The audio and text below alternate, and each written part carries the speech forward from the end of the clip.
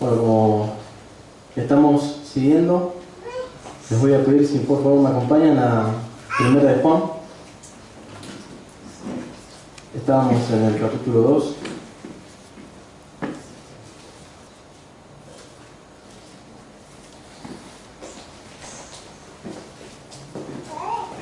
El capítulo 2, el verso 15, si mal no me equivoco, fue uno de los últimos que vimos. De hecho, es algo que estábamos compartiendo al principio de la reunión. Sí. Por eso. Ahora continuamos en el 15. Dice Primera de Juan, capítulo 2, desde el verso 15, nos dice claramente: no améis al mundo, ni las cosas que están en el mundo. Si alguno ama al mundo, el amor del Padre no está en él. Porque todo lo que hay en el mundo, los deseos de la carne, los deseos de los ojos y la vanagloria de la vida, no proviene del Padre, sino del mundo. Y el mundo pasa y sus deseos, pero el que hace la voluntad de Dios permanece para siempre. Verso 18: hijitos, ya es el último tiempo, y según vosotros oísteis que el anticristo viene, así ahora han surgido muchos anticristos. Por eso conocemos que es el último tiempo. Salieron de nosotros, pero no eran de nosotros, porque si hubiesen sido de nosotros, habrían permanecido con nosotros. Pero salieron para que se manifestase que no todos son de nosotros. Verso 20: pero vosotros tenéis la unción del Santo y conocéis todas las cosas. Amén. Bueno, ¿qué decir acerca de lo que nos comienza diciendo desde el verso 15, ¿no? Algo que está muy claro, pero quería compartir con ustedes una versión muy interesante de leer, que es la traducción, la nueva versión de la traducción viviente, se llama así, una traducción contemporánea, que nos especifica esto de esta manera. Les voy a leer desde el verso 15 para que vayamos entrando en tema. El verso 15 en esta nueva traducción contemporánea nos dice de esta manera: no amen a este mundo ni las cosas que les ofrece, porque cuando aman al mundo no tienen el amor del Padre en ustedes. Pues el mundo solo ofrece un intenso deseo por el placer físico, un deseo insaciable por todo lo que vemos y el orgullo de nuestros logros y posesiones. Nada de eso proviene del Padre, sino que viene del mundo. Y este mundo se acaba junto con todo lo que la gente tanto desea. Pero el que hace lo que a Dios le agrada, vivirá para siempre. ¿No? Tiene bastante más palabras, ¿no? Pero quizás es un poco más explícita de todas las palabras que quiero usar. No amar a este mundo, ¿no? Y en un día muy particular como hoy, donde el mundo conmemora, ¿no?, una amistad, ¿sí? Donde hay muchos, si se quiere, mucho feliz día falso, ¿no? Porque así es una cuestión de condescendencia y todo lo que en realidad es el mundo, ¿no? Hoy escuchaba a través de una radioemisora lo que para el mundo es filosofía, ¿no? Para lo que el mundo verdaderamente es sabiduría, ¿no? El mundo hoy pone en el pedestal, no pone en esto es lo que hay que seguir, a gente que a través de diferentes experiencias con sustancias o con diferentes, ¿no?, prácticas ancestrales y todo lo que tiene que ver con eso, para eso el mundo, para eso sí tiene sabiduría. Y lo que decía este supuesto sabio filósofo acerca del mundo, ¿no?, es que el hombre no necesita tanta limitación. La cura del hombre está en ir a esos lugares marginales, ¿no?, y ir a esos lugares donde incluso hay atentados terroristas, y con los terroristas y con los lugares marginales es curarlos con un abrazo. Literal, no estoy exagerando. Esa es la cura que el filósofo, que todos se callan para que él hable ante un medio público y masivo, eso es lo que propone. La cura del mundo, la cura de las diferencias que pasan en este mundo, para este mundo es ir a buscar a todos esos que hacen problemas en el mundo y darles un abrazo, porque hasta dicen los mismos terroristas, de las ganas que tienen de que los escuchen, se inmolan para ver si así llaman la atención. Nada más alejado de la realidad, puesto que, ¿qué es lo que dice? ¿Qué es lo que recomienda la Biblia, la palabra de Dios? ¿Vayan y darles un abrazo? No. Comienza diciendo, no amen a este mundo. No amen ni sus filosofías, ni las cosas que ofrece, ni lo que te entra por los ojos, ni los placeres que el cuerpo quiere experimentar. No lo amen. No hay mucho que explicar acerca de la palabra amar. Claramente entendemos todo lo que significa amar, ¿verdad? Entonces no nos involucremos internamente, ¿verdad? Que no llegue ese placer, esas ganas de querer experimentar lo que el mundo ofrece hasta nuestro ser, de tal manera que lo atesoremos y lo amemos. Ese es el primer consejo. Y si ven, el capítulo 2, para lo que tiene la Reina Valera, dice un nuevo mandamiento. Comienza diciendo. Y van a ver que al principio de este capítulo dice, no es que le voy a hablar de algo nuevo, estoy parafraseando, sino que lo que yo ya había oído, les comparto. En pocas palabras dice eso. Pero vamos prosiguiendo y pareciera ser que en la parte del 15, donde está este imperativo, ¿no? Donde está esta orden, porque esto es una orden, pareciera ser que esto es lo que más se relaciona con este famoso nuevo mandamiento que encabeza el subtítulo. No améis al mundo ni las cosas que están en el mundo, y si alguno ama al mundo, el amor del Padre no está en él. Porque claro, no puedo decir que amo a Dios y amo juntarme en las esquinas con mis amigotes, ¿no? No puedo decir que amo a Dios y tantas cosas que ustedes se imaginarán. No hay una relevancia, no hay una relación entre esas dos realidades. Porque todo lo que hay en el mundo, los deseos de la carne, los deseos de los ojos y la vanagloria de la vida, es interesante lo que dice en esta traducción, ¿verdad? Que dice los logros que uno quiere tener. Claramente dice esto. Dice, de nuestros logros y posesiones, nada de eso proviene del Padre, dice en esta traducción. Y es bien interesante. Y el mundo pasa y sus deseos, pero el que hace la voluntad de Dios permanece para siempre. ¿Cuál era el enfoque de Juan a la hora de seguir diciendo esto? Que por ahí, gracias al Señor, con la gracia que tenemos de que el Señor se nos ha revelado, decimos, claro, era más que entendible que iba a decir esto, era más que entendible que este iba a ser el consejo. Pero no debemos olvidar, hermanos, el contexto en el que esto se escribe. Y vamos a entender un poquito más del contexto ahora cuando avancemos en tan solo unos versículos más. Pero él está haciendo esta carta para sus hijitos, para sus amados hijitos, ¿no? Para sus discípulos, por quien él sufrió, a quien él estaba discipulando, a la congregación que él era ministro. Él estaba diciendo, por favor, este mandamiento les imploro. Ya saben que no tienen que amar al mundo, pero también los deseos de los ojos, la vanagloria de la vida, no lo amen. Que ni eso tenga cabida. Porque ya habían merodeando ya desde esa época falsas doctrinas como que la vida, ¿verdad? La vida cristiana, la nueva vida en Cristo, era más espiritual y el cuerpo no tenía nada que ver. Entonces, como el cuerpo no tenía nada que ver, entonces en esa época yo podía vivir como a mí se me antoje y total, el espíritu era salvo, ¿no? En los principios que estuvimos viendo esta carta, vimos cuáles eran las falsas doctrinas que estos falsos cristos, como dice acá, venían pregonando.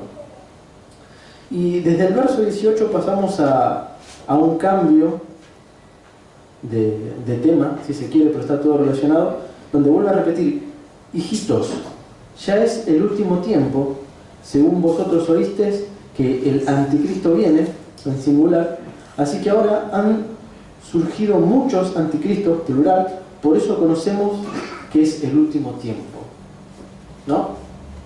Él estaba hablando específicamente de este resurgir, o surgir de esta doctrina anticristiana. Y en esas doctrinas él encerraba, por ejemplo, esa doctrina de la que hablamos, doctrinas que atacaban a la santificación, donde la santificación no era necesaria. También podemos ver que incluso en los tiempos apostólicos habían doctrinas que, sí, Cristo, pero más la ley, y todo ese conjunto de doctrinas, doctrinas que atacaban a la deidad de Jesús, doctrinas que decían que Jesús no era hombre, que simplemente era un espíritu, por eso toda esa clase de doctrinas que usted alguna vez ha escuchado, esas mismas son las que estaban ya desde esa época. Ya desde esa época estaban estos trucos satánicos de poner algo parecido, ¿no? Te agarro parte de la verdad, pero te cambio algo esencial, ¿no? Y ya al cambiar, aunque sea un poquito, ya se hace una doctrina de demonio, ¿estamos de acuerdo? Entonces, a la hora de informar eso, es que Juan nos está diciendo, con mucho cariño y con mucho amor de parte del Señor, cómo un cristiano debe vivir, qué es lo que no debe amar, cómo él tiene que santificarse y también con qué tiene que tener cuidado. Y ya desde esa época, incluso hoy también, tenemos que tener mucho cuidado con todo lo que, bueno, lo que vemos, lo que nos dan diferentes medios de comunicación. Siempre nuestro filtro tiene que ser la Escritura, ¿no? Y siempre también tenemos que tener hermanos, como en su tiempo el hermano Juan, ¿verdad? Hermanos maduros con los cuales cada uno puede compartir y decir, mira, no entiendo tal o cual cosa. Porque hasta muchas veces no es que uno lo sabe todo, ¿verdad? Por eso mismo digo que muchas veces es necesario ir y acercarse con los hermanos y hacer una apuesta en común. Porque también ahí está la sabiduría. En la multitud de consejeros está la sabiduría. Eso dice claramente la Escritura. ¿No? El verso 19. Salieron de nosotros, pero no eran de nosotros. Porque si hubiesen sido de nosotros, habían permanecido con nosotros, pero salieron para que se manifestase que no todos son de nosotros. ¿Sí? Y este es un texto que, gracias al Señor, muchas veces de acá se ha explicado, pero no está de más repetirlo para los que estén del otro lado en la internet o en algún momento que se vuelva a repetir esto en la radio. Que específicamente, ¿cuál es el contexto? ¿Cuáles son las palabras concretas que está usando Juan? Lo primero que tenemos que tener en claro es que acá Juan no está diciendo algo territorial. No está diciendo, salieron de nosotros, porque vamos a hacer un poquito de memoria. En la introducción que se dio a la carta, los eruditos, los estudiosos, dicen que esto se hace desde la residencia de Juan en Éfeso, ¿sí? Y que esta carta estaba dirigida hacia Asia Menor, áreas de Asia Menor. ¿Qué es lo que quiero decir con esto? También estaban las obras que estaba llevando adelante por el apóstol Juan, y no podemos negar que incluso hasta quizás hermanos, los cuales no tenemos una documentación, también estaban trabajando en la iglesia de Cristo, ¿sí? En diferentes lugares. ¿Estamos de acuerdo? ¿Qué quiere decir? Que si en ese momento yo estaba recibiendo la carta y estaba en Éfeso, no significaba que si yo me iba para el área de Galacia o para el área donde estaban los corintios, no significaba que ya no era parte del cuerpo. No estaba hablando de algo territorial. Tampoco estaba hablando diciendo, mira, Juan, les puedo asegurar que Juan tampoco estaba diciendo, como los falsos apóstoles hoy dicen, te vas de mi cobertura. Ojo que te vas de mi cobertura, te va a venir una maldición. Nada más alejado de la realidad. En las palabras claras que le está diciendo es, salieron de nosotros en el sentido de que estuvieron con nosotros, y esto lo tenemos que entender, mucha gente está y probablemente estará con nosotros. ¿En qué sentido? Este estará en un sentido de coinonía, un sentido de hermandad, un sentido de aprendizaje mutuo, un sentido de estamos en la misma academia, o sea, estamos cursando en la misma academia, se nos enseñaron las mismas cosas, pero esa enseñanza no fue acompañada de fe. El Señor nos permitió que haya sido acompañada de fe. Entonces los que estaban con nosotros recibieron esa enseñanza, absorbieron quizás lo intelectual y después se fueron. Y ese se fueron es explícitamente apostasía. En este texto la palabra quiere decir apostasía, ¿sí? Irse significa, reitero, no, Juan, ahora voy a escuchar a Pablo o a quien sea el discípulo que estaba. No, mira, Juan, tengo que irme a Corinto porque tengo que trabajar ahí. No, tampoco, sino significaba, ya te escuché, pero ahora yo pienso que Jesús no era Dios. Jesús era un hombre más, Jesús era un ángel. Como dicen, no, por ahí algunos testigos que no vieron nada, ¿no? Yo pienso eso. Concretamente, a eso está apuntado el texto y eso es lo que nos quiere decir. Y eso es lo que quiere alertar a muchas congregaciones, estén en cualquier parte del mundo, para eso quedó escrito. Cuidado también con esas personas. Algo me mostraba el fin de semana pasado, como hay, pero monumental, supuestamente un predicador reformado convertido al catolicismo. Impresionante. Si usted lo ve, le va a dar gracia. Es como porque da gracia, ¿no? Y porque habla, está apuntado su crítica hacia los evangélicos, ¿verdad? Pero uno que puede entender un poquito por la gracia del Señor, le da gracia. Pero es impresionante el estadio lleno que hay, escuchándolo, diciendo todas sus mentiras, y todos aplaudiéndolo como diciendo, sí, viva la Iglesia Católica, y él pone en alto el nombre de la Iglesia Católica, que es la única iglesia que sale, todo lo que ustedes se pueden imaginar, eso, de este supuesto ex pastor reformado, ¿no? Y todos ahí escuchándolo con ansia, diciendo al fin alguien que nos da la razón, pero lastimosamente nada de esto estaba ni en la gente que estaba ahí sentada escuchándolo, y quizás sí mucho de esto en el que estaba hablando, pero esto torciéndolo. Por eso, eso es anticristos, ¿sí? Eso es la doctrina que quiere así desnudar el apóstol Juan cuando nos habla de esto. Mucho cuidado con todo esto. Y el último verso, que es con el que me tocaría terminar, que es el verso 20. Pero vosotros tenéis la unción del Santo y conocéis todas las cosas. ¿Sí? Todos podemos decir amén.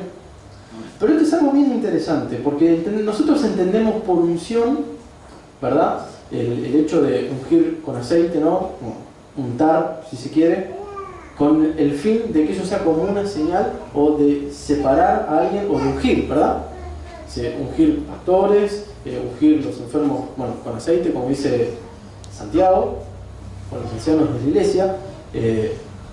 Pero esto es bien interesante porque no quiere decir tanto eso, esa palabra. Porque vieron que dice, pero la unción del Santo está en ustedes. Claro, o sea, y lo interesante de esto, lo que le quiero compartir, es de un estudio de God Questions, ¿sí? Que fue en algunas partes de la radio, había unos estudios de estos, de God Questions, y miren lo que dice acerca de la unción este estudio. Dice, el origen de la unción viene de una práctica de los pastores. Los piojos y otros insectos a menudo entrarían en la lana de las ovejas y cuando llegaron cerca de la cabeza de las ovejas podrían hacer una madriguera en las orejas de las ovejas y matar a las ovejas. Entonces los antiguos pastores vertían aceite en la cabeza de las ovejas. Esto hizo resbaladiza la lana, lo que hacía imposible que los insectos o los parásitos llegaran cerca de las orejas de las ovejas, porque los insectos o parásitos se deslizarían. De esto la unción llegó a ser símbolo de bendición, protección y empoderamiento.